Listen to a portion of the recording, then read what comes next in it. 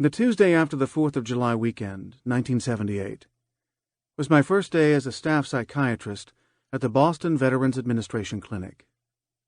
As I was hanging a reproduction of my favorite Bruegel painting, The Blind Leading the Blind, on the wall of my new office, I heard a commotion in the reception area down the hall. A moment later, a large, disheveled man in a stained three-piece suit, carrying a copy of Soldier of Fortune magazine under his arm, burst through my door. He was so agitated and so clearly hungover that I wondered how I could possibly help this hulking man.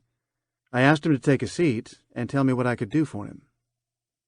His name was Tom. 10 years earlier, he had been in the Marines, doing his service in Vietnam.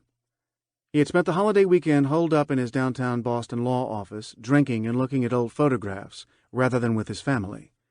He knew from previous years' experience that the noise, the fireworks, the heat, and the picnic in his sister's backyard, against the backdrop of dense early summer foliage, all of which reminded him of Vietnam, would drive him crazy.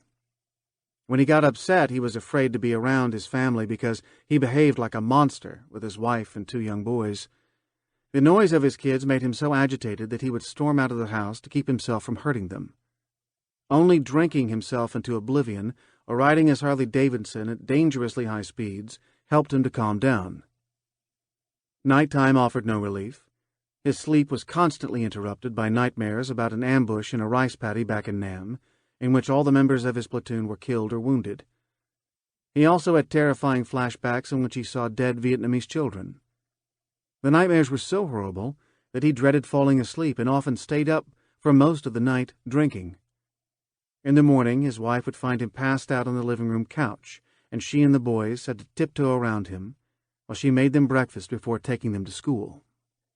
Filling me in on his background, Tom said he had graduated from high school in 1965, the valedictorian of his class. In line with his family tradition of military service, he enlisted in the Marine Corps immediately after graduation.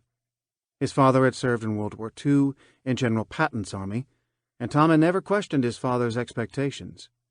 Athletic, intelligent, and an obvious leader, Tom felt powerful and effective after finishing basic training, a member of a team that was prepared for just about anything. In Vietnam, he quickly became a platoon leader, in charge of 8 other Marines. Surviving slogging through the mud while being strafed by machine gun fire can leave people feeling pretty good about themselves and their comrades. At the end of his tour of duty, Tom was honorably discharged, and all he wanted was to put Vietnam behind him.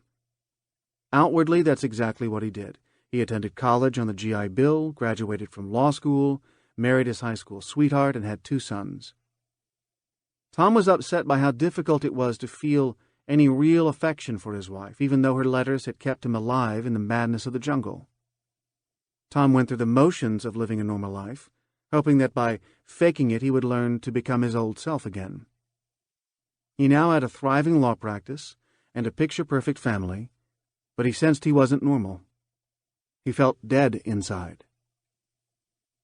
Although Tom was the first veteran I had ever encountered on a professional basis, many aspects of his story were familiar to me.